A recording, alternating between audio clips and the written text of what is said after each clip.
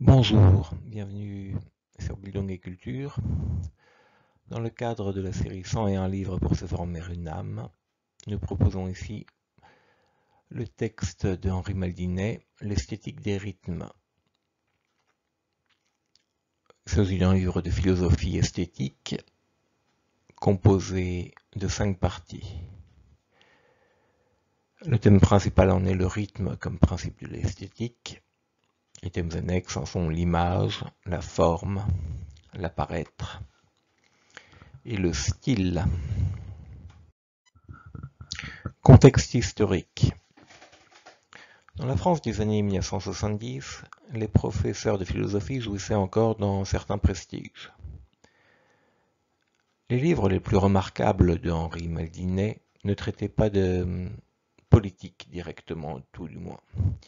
Ils traitaient néanmoins toujours d'un espace commun, plus ou moins réalisé. Dans son ouvrage sur la folie, Penser l'homme et la folie, cette ouverture au monde défaillante des malades psychiques pose des problèmes politiques évidents. Comment créer un espace commun, donc faire de la politique? Comment, avec ces hommes qui ne parviennent pas à s'intégrer dans ce qu'on appelle le Mitwelt, ce monde avec les autres hommes? La question de l'œuvre d'art peut sembler quelque peu éloignée de ce sujet,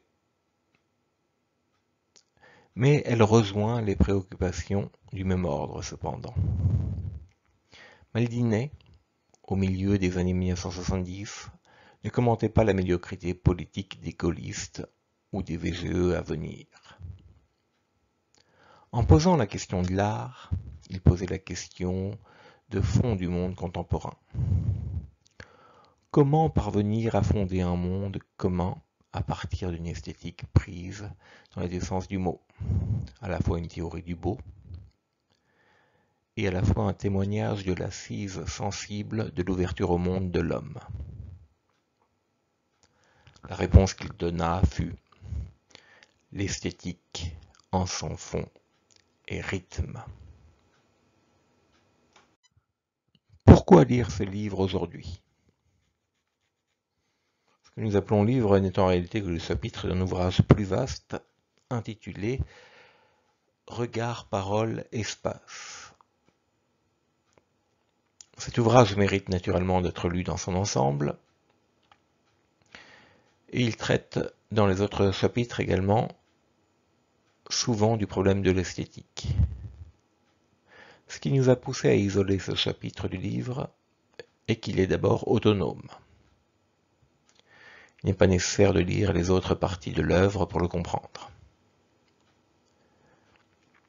Par ailleurs, il cerne l'esthétique en ce qui en fait le fond, c'est-à-dire le rythme.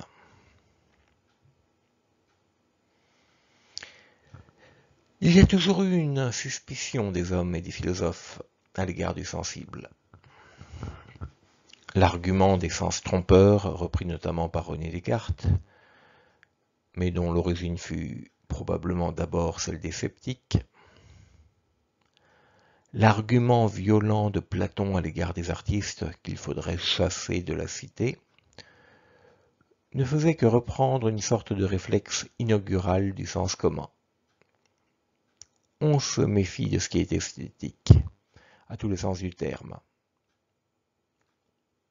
Maldinet a le mérite de montrer que ce refus de l'esthétique est infondé, parce que l'esthétique est ce qui nous ouvre au monde, mais également ce qui l'articule. Tout se passe comme si quelque chose avait été perdu, avec l'abandon du sensible et de l'esthétique. Sans art, on ne navigue plus dans l'ouvert. De là vient l'allusion à Rilke, qui nous enjoint de venir dans l'ouvert. Il reste cependant à déterminer ce qui caractérise l'esthétique, pour avoir ce pouvoir de nous ouvrir au monde. L'esthétique en son fond est rythmique. Maldinet fait reposer son argumentation sur deux propositions très proches en apparence, mais qui ne s'équivalent pas. La première de ces propositions est « Il n'y a d'esthétique que du rythme » et « Il n'y a de rythme qu'esthétique ».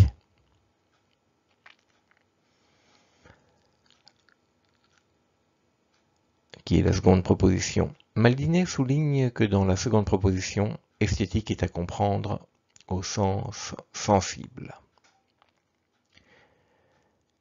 Il reste à savoir ce qu'est le rythme. La réponse est relativement simple. Le rythme est une articulation. Rythmer, c'est mettre en forme.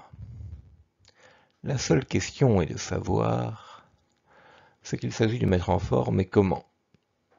La réponse devient alors ce qui est mis en forme dans le rythme, c'est le temps. Mais il ne s'agit pas de n'importe quel temps.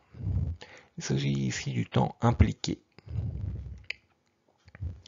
Nous voyons bien ici que l'esthétique est ici expliquée par une dimension transcendante qui, par le rythme, l'entraîne vers une métaphysique.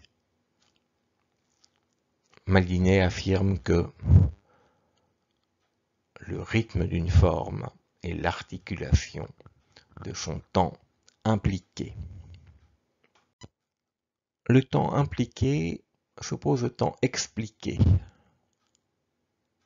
Le temps expliqué est le temps qui se divise en passé, présent et futur. Ce temps ne comprend néanmoins pas les tensions de durée qui correspondent au temps impliqué. On pourrait peut-être penser que le temps impliqué serait le temps intérieur de l'âme, quand le temps expliqué serait le temps du monde. Mais cette opposition du moi et du monde n'est pas acceptable pour le philosophe comme tel, et certainement pas sous la forme de l'opposition sujet-objet, qui est vue comme seconde. Maldinet pose le rythme comme ce qui rend possible l'affirmation du monde. Il en vient à affirmer « Ce oui ne réfute aucun non ». Mais justement, ils sont posés dans le rythme.